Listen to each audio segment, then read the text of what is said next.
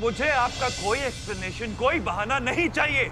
जितने पैसे चाहिए, जितने आदमी चाहिए लगाइए, पर कुणाल मुझे सही सलामत वापस चाहिए as soon as possible. Do you understand? क्या हुआ? कुणाल मिला? जल्दी करो।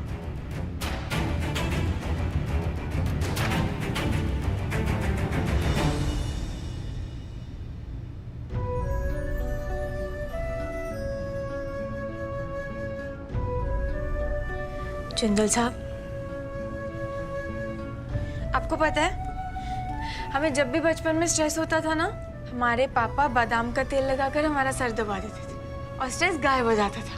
हम जानते हैं कि आपको भी स्ट्रेस है, सर में दर्द भी हो रहा होगा ना, इसलिए हम ये बादाम का तेल लाए।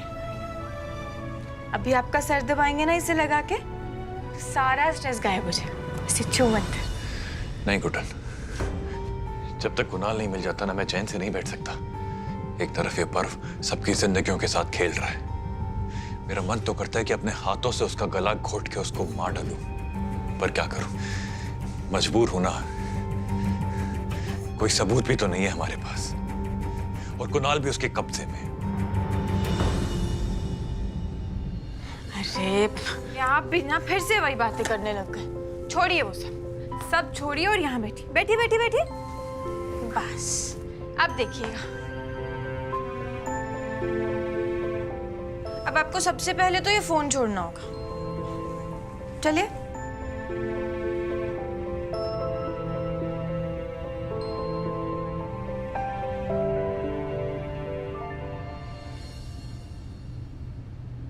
सॉरी। अब शुरू करते हैं।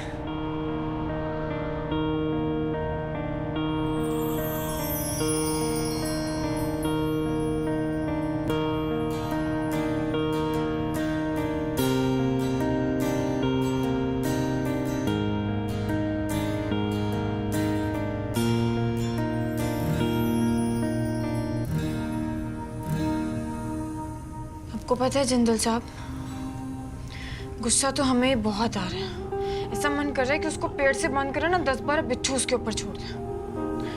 मगर हमारे पापा हमेशा हमें कहते थे कि गुस्से में उठाया कदम हमेशा हमारा ही नुकसान कर जाता है। इसलिए जब भी गुस्सा आए ना, पहले मन को शांत करना चाहिए और उसके बाद आगे की सोचनी चाहिए। इसीलिए तो ये बादाम का तेल। अभी देखिएगा, थोड़ी देर में है ना, आपका स्ट्रेस कैसे छूमंतर हो जाएगा।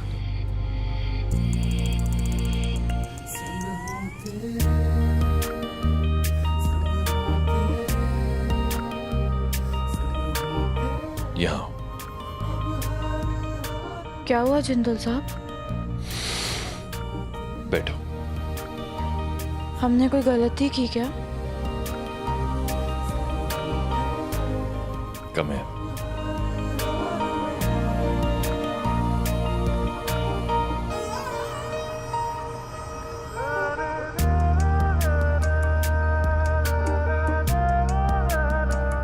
कैसा लग रहा है? अच्छा लग रहा है।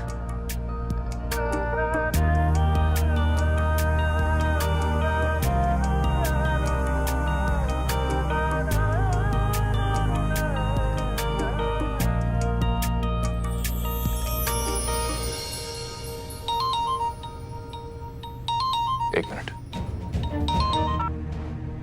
हेलो। हाँ,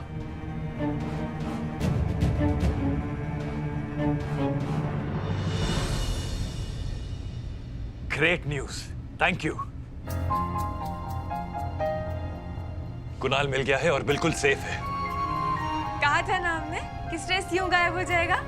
हो गया ना? हाँ गुटन, लेकिन अब हमें और भी ज्यादा चौकन्ना होना पड़ेगा, क्योंकि ये न्यूज बहुत जल्द पर्व तक भी पहुंचेगी। हमें जल्द से जल्द सिद्धि से बात करनी होगी। इस बार हमें पर्व को रंगे हाथों ही पकड़ना होगा, पूरे सबूतों के साथ। ये मौका हम हाथ से जाने नहीं दे सकते। भरोसा रखिए जिंदल साहब, ये वार उस पर्व पर आखिरी वार होगा। इस वार से वो बच नहीं पाएगा।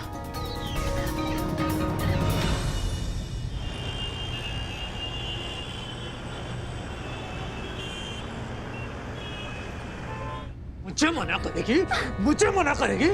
भूल गई? तेरा प्यारा भाई मेरे कब्जे में है। अब जल्द से जल्द इस डाइवोर्स पेपर पर साइन कर, वरना उसके डेथ सर्टिफिकेट पर तेरा साइन होगा, समझे?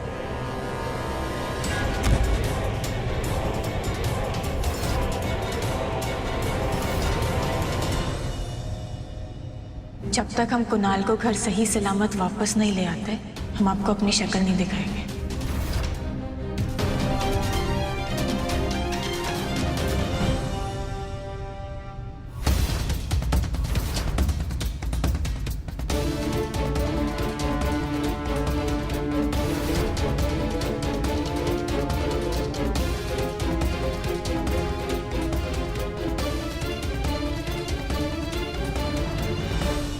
बुद्ध बनकर बैठे क्या है?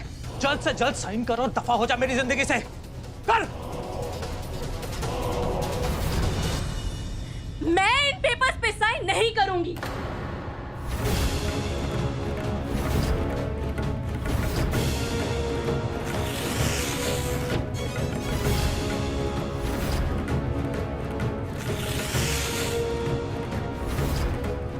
नहीं दूंगी तलाक।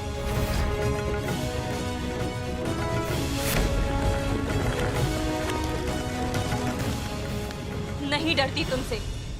चाहे तो तुम अपनी नाक रगड़ लो या मेरे पांव धो के पी लो, लेकिन मैं इन पेपर्स पे साइन नहीं करूंगी। ये मत सोचना कि मैं अपने पति से प्यार करती हूँ। तुम जैसे घटिया लोग किसी और लड़के की जिंदगी बर्बाद ना करें, इसीलिए मैं तुम्हें तलाक नहीं दूंगी। सिद्धि!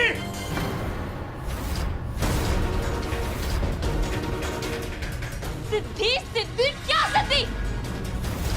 खबरदार जो आइंदा मुझ पे हाथ उठाया। तुम्हारे और जुल्म नहीं सहूंगी मैं, नहीं सहूंगी। हटो मेरे रास्ते से।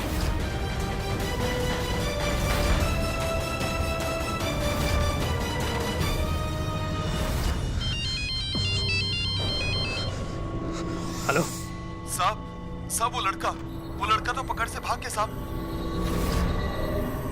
क्या भाग गया? अरे एक बच्चे को संभाल नहीं पाया तुम लोग?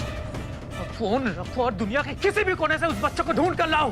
अगर वो नहीं मिला ना तो समझ जाना तुम्हारे घर वालों को तुम लोग नहीं मिलोगे, समझ गए?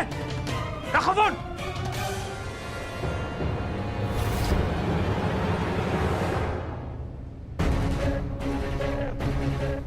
उधर इसका भाई गायब है और इधर ये सिद्धि इतना हवा में उड़ रही है। कुछ तो चक्कर है, मगर क्या?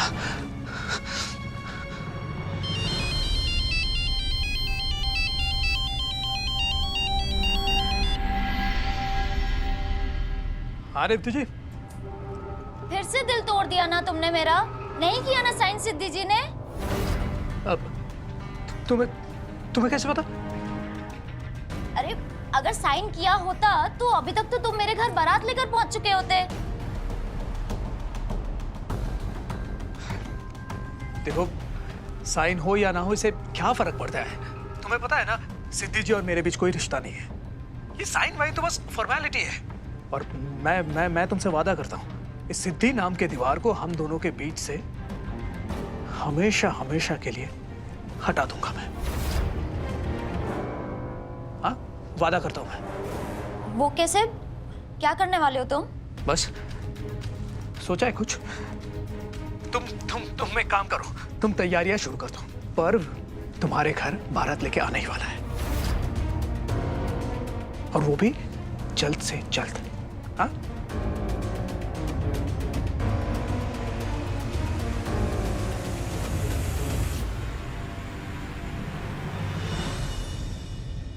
जिंदल साहब, ये पर्व कुछ ना कुछ भयानक करने वाला है। हमें सिद्धि जी के लिए बहुत डर लग रहा है। कुछ नहीं होगा सिद्धि को। परवाह तो मुझे अब इस पर्व की हो रही है।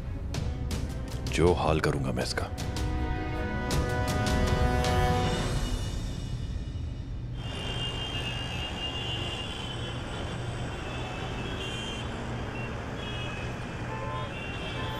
सिद्धि, क्या तुम बिल्कुल श्योर हो कि तुम ये सब कर पाओगी?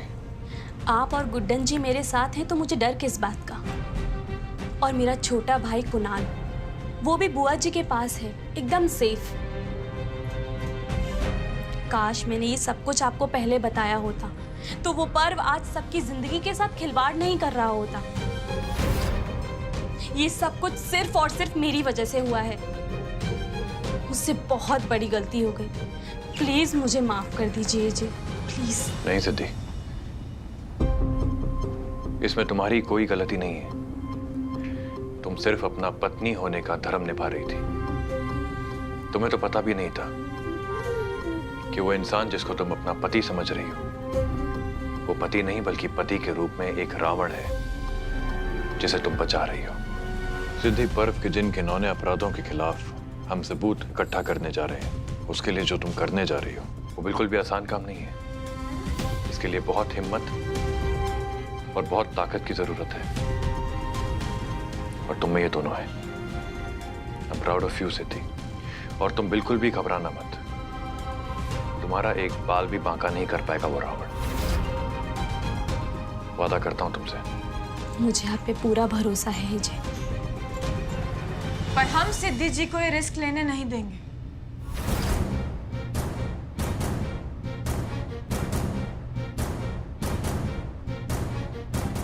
हम जानते हैं जिंदल साहब, आप सिद्धि जी को एक खरोच तक नहीं आने देंगे। मगर आप और हम इतना भी जानते हैं कि पर्व इस समय कितना बौखलाया हुआ है, और वो इस वक्त कुछ भी कर सकता है। हम सिद्धि जी को अपनी जाने से खतरे में नहीं डालने देंगे। इसलिए हमने तय किया है कि जब पर्व इन पर हमला करने आएगा तो इनकी जगह बेड पर हम लेट जाएंगे।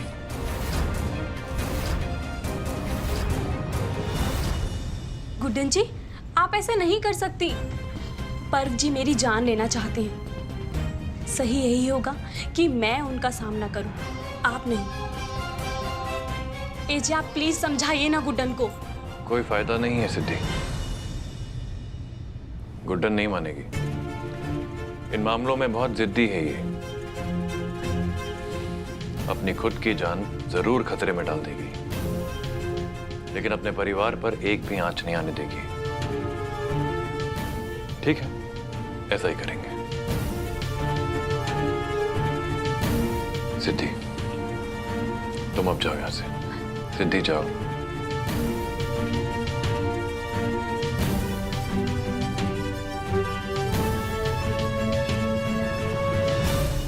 गुड्डन, आयशो, नहीं तो मैं कुछ और नहीं भी... जिंदल साहब, आप हमें कुछ नहीं होने देंगे। पूरा भरोसा है हमें। वो पर्व इससे पहले हमें छू भी पाए, वो खुद ही अपने फैलाए हुए जाल में फंस जाएगा। तो एक वादा करो गुड्डन, वादा करो कि तुम कोई भी अननेसेसरी रिस्क नहीं लोगी। हमने जो प्लान बनाया है, जैसे बनाया है, तुम एग्जैक्टली उसी को फॉलो करोगी। गुड्डन, अगर तुम्हें कुछ हुआ ना तो मैं खुद को माफ नहीं...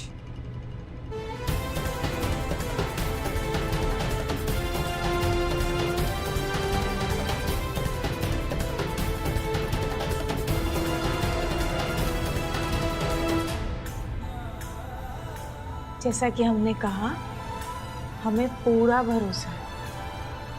आप हमें कुछ नहीं होने देंगे। वादा करते हैं हमसे।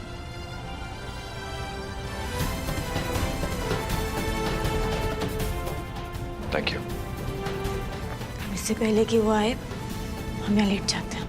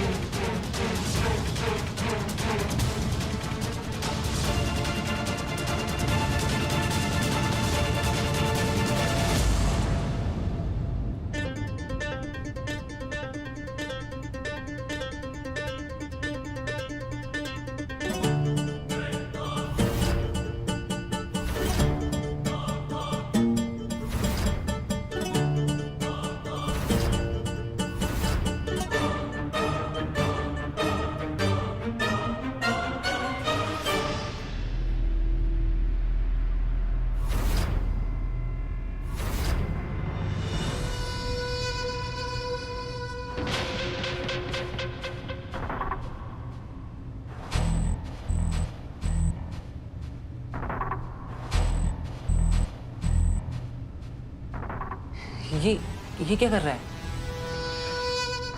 तुम ना आजकल बड़ा अजीब सा बिहेव करती हो, कैसे मायूस सी रहने लगी हो। और तुम जानती हो ना, मैं तुम्हें ऐसे नहीं देख सकता। तुम्हारा पर्व जी तुम्हें कितना प्यार करता है, कितनी परवाह करता है। मुझे तो लगता है तुम्हें और हमारे रिश्ते को किसी की बहुत बुरी नजर लगी है। इसलिए मैं तुम्हारे लिए ये नींबू लाया हूं। ये तुम्हें हर बुरी नजर से दूर रखेगा। अब तुम बिल्कुल सही सलामत हो।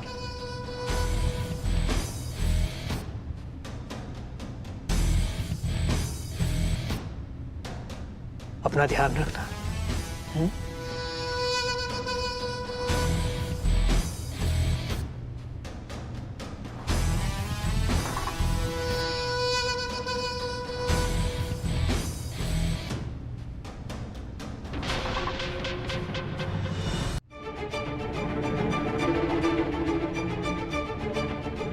जिंदल साहब, ये क्या था जिंदल साहब? हमें पता नहीं क्यों ऐसा लग रहा है कि पर्व को हमारी प्लानिंग के बारे में पता चल गया। मुझे भी ऐसा ही लगता है गुड्डन। अब वो और भी ज्यादा चौकन्ना हो जाएगा और खतरनाक भी।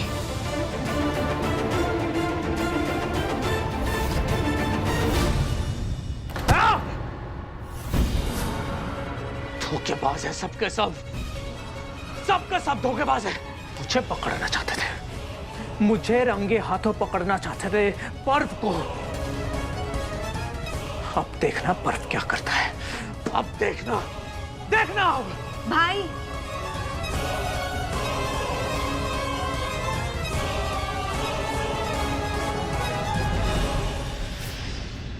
देखना तो पहले आपको चाहिए था भाई। शुक्र मनाइए कि मैंने एजे और गुड्डन की बातें सुन ली और आकर आपको बता दी। इसलिए हमने तय किया है कि जब परवीन पर हमला करने आएगा तो इनकी जगह बेड पर हम लेट जाएंगे। एजे, आप प्लीज समझाइए ना गुड्डन को। कोई फायदा नहीं है सिद्धि, गुड्डन नहीं मानेगी। इन मामलों में बहुत जिद्दी है ये। वरना पता है ना क्या होता? आपके ही जेल में आपके ही हाथों एजे चक्की पिसवा रहे होते। इसीलिए बोल रही हूँ, इससे पहले कि एजे आपको ढूंढ ले, जितनी जल्दी हो सके 9-2-11 हो जाइए।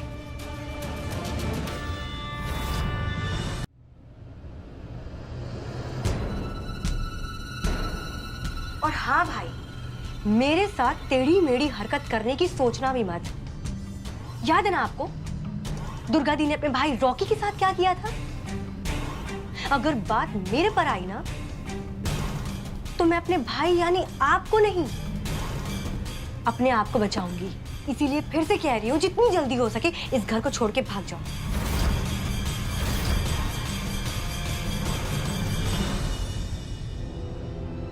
नहीं बहना, ये वक्त भागने का नहीं, अभी तो जंग की शुरुआत हुई है। अब तो मैं उस रेवती से शादी करके ही रहूंगा, और वो भी उस अक्षत और गुड्डन की आंखों के सामने। ऐसा चक्रव्यूह रचूंगा, ऐसा चक्रव्यूह रचूंगा कि सब के सब अभिमन्यु की तरह फंस के रह जाएंगे और बाहर नहीं निकल पाएंगे। न जाने अब ये पर्व क्या करने वाला है।